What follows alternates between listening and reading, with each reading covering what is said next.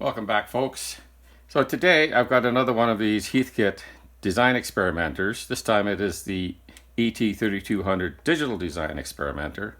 I had one of these way back, I think circa 1978 or 1979 or something like that. Well, this is a nice little unit. I mean, it's very similar to the other one in form factor, but it's laid out more for work with digital electronics. So you have, logic switches, some data switches. You got 3 voltage power supply. You've got a line source for as a signal. You got a clock here, 1 hertz, 1 kilohertz, 100 kilohertz, and you have over here some logic indicators. And that's pretty well everything you need to work with digital electronics. I never thought I needed any more when I had mine and did the course. But of course, again, the course was engineered for this.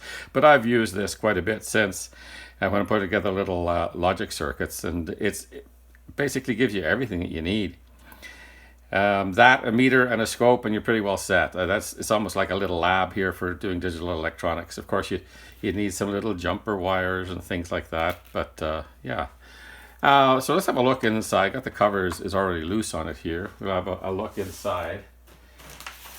And we can see all the circuitry is there.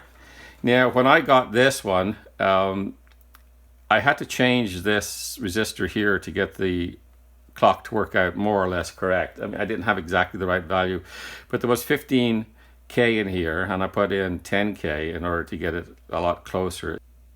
This chip here, 555, it wasn't oscillating at all, but it just a case of there being a dirty contact in it. So I took the chip out, cleaned off the leads with a pink eraser, and put it back in. I did the same for these two as well. These two weren't giving any problems, but it was sold as for parts not working, and I think it's just because of that. But that was a pretty easy fix, and then I changed that resistor to make things just a little bit closer to where they should be specification wise.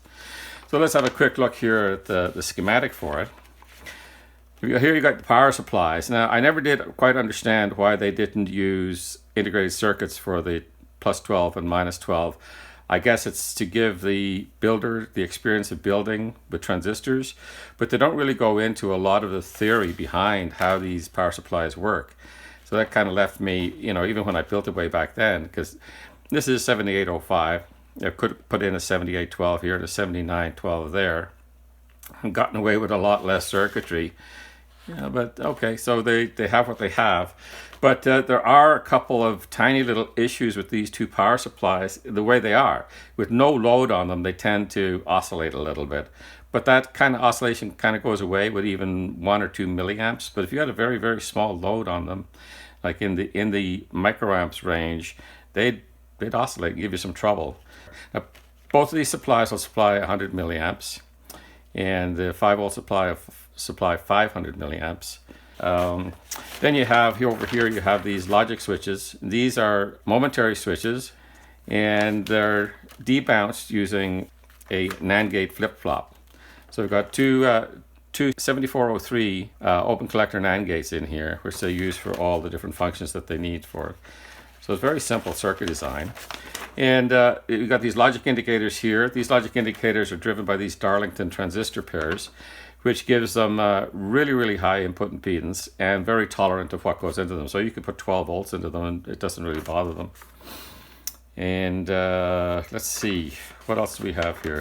They're just the data switches here. They're just switches that switch to either ground or to VCC or to 5 volts.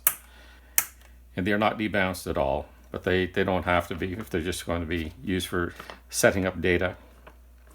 And then you have, the clock. The clock is, as we mentioned before, this 555 here.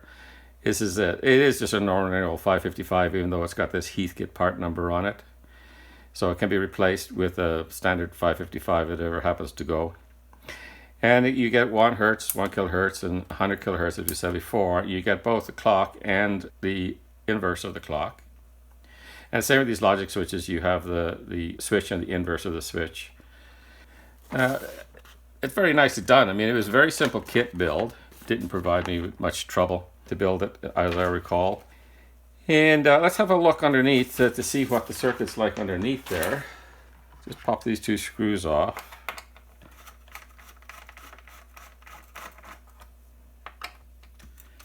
And just like the other design experimenter, it makes a fantastic addition to a lab. I mean, they're so cheap. You know, you could pick them up for a few dollars. Yeah, this was nicely put together. Much nicer put together than the other one. And all these capacitors, when I tested them out, like they're Nichicon. They didn't scrimp on them, but these capacitors all tested out great when I got the thing, which was it's quite a few years ago now. I think it must be about 10 years ago. I picked this one up off eBay, but I got it for next to nothing. I think I paid $20 for it, and they said it wasn't working, so that's why I got it so cheap. I think even ones working, you can get them now for, you know, $30 to $50 or something in that range. They're cheap. I mean, they're really, really cheap. Considering what you get, you basically get an entire lab in one box, and it's pretty convenient. And going back to the schematic here, see, this is interesting here. So the 12-volt supply here has got a Zener diode as a reference, but then the negative supply is a tracking supply. So it uses the 12-volt supply as its reference, and therefore you only have one single adjustment, which is on the 12-volt supply here, and that's this. So as you adjust this, the other voltage, the negative voltage, will adjust as well at the same time. Okay, so let's have a look at this. We'll turn on the meter here. We'll turn on the device.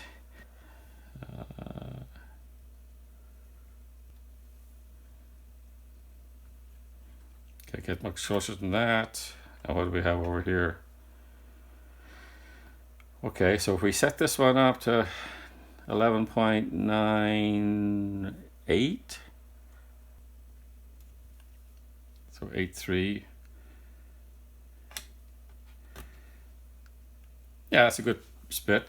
So we're 0.02 volts over there and 0.02 volts under here, thereabouts. So that's pretty good. Now what's the 5 volts look like? That's not adjustable, unfortunately, but it's right on. Okay, good. So I'm going to put this all back together again, and then I'll come back and we'll just show you how all these little things work, and we'll have a look at the clock, and I'll show you that little problem with the power supplies that when they got no load on them with our little Zawi 154 Pro here. All right, I'll be right back. I'm going to show you these logic indicators here, how incredibly sensitive they are. If I just touch the 5 volts to my finger here and then touch they'll operate just fine. This is what the clock is going like. So we'll get the oscilloscope up on the clock, and but first of all, just want to show you these. So let me get both of those hooked up, A and A naught. So you can see that A naught is on when the switch is in its normally open position, and we close the switch and we get A is on and A naught is off. That's working fine too. So there's your data switches. You can select anything from 0 to 15. So that can be used as an input to a latch or to a counter, or you can use it as a way to set up a particular state. And then you can use the logic switches to change states dynamically, or you can use the clock. Now let's probe around some of these signals here with the oscilloscope. So I'll pick up ground. I can pick it up here, it doesn't matter. All the same. And I'm going to set this on a 1x probe here. We're not dealing with anything very sensitive, but let's put it in here. And then we probably want to go into roll mode here. Okay, so it's 893 millihertz. We're getting 5 volts peak to peak, 4.98, and a duty cycle of 55.9%. Now if we go over here to the 60 hertz, so we got 60 hertz, 4.98 volts peak to peak, and a duty cycle of 48.9%. Let's try the clock a little bit faster here. We'll put it up to 1 kilohertz. I'm going to click auto here, let the Zawi do the work. Okay, so we've got here 945 hertz, 4.87 volts peak to peak, and a duty cycle of 56%. So the specifications call for 55%, and it was way off with that 15K resistor in there. Also, the frequencies were way off as well. This is why I changed them.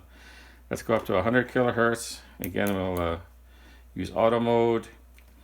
So we got 97.6 kilohertz, peak to peak of 4.9 volts, and a duty cycle of 53.4%.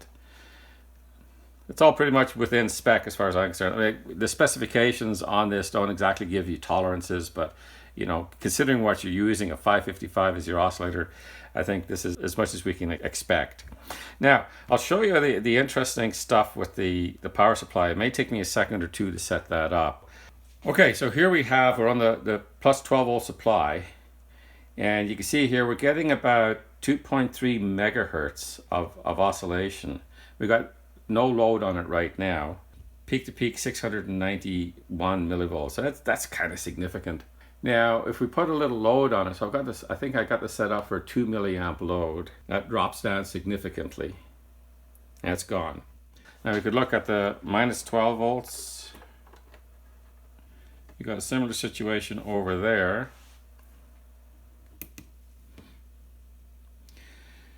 We've got a different frequency now. It's half the frequency of the other one. Peak to peak is a little bit less too, 587 millivolts. But again, like if you put a load on it, it goes away. Let's get the sensitivity back up again. And then you just got that same little bit of noise being caused by the clock. Yeah, that's being caused by this clock here. So that's what I think I'll do. I'll probably put a couple of extra bypass capacitors around that. So that's it. That's the Heathkit Digital Design Experimenter, model ET3200. The board on this one is quite a bit bigger than what it was on the ET3100. You got quite a bit more space on it. Another thing you could do is, like I mentioned when we did looked at the other design experimenters, you just replace the whole breadboard. So there's a number of choices you could have to replace that with, but that's up to you. Again, it's a really nice little unit. It's very inexpensive and a wonderful addition to any lab, especially that of somebody just starting out. All right, thanks a lot, folks, and we'll see you in the next video. Bye-bye.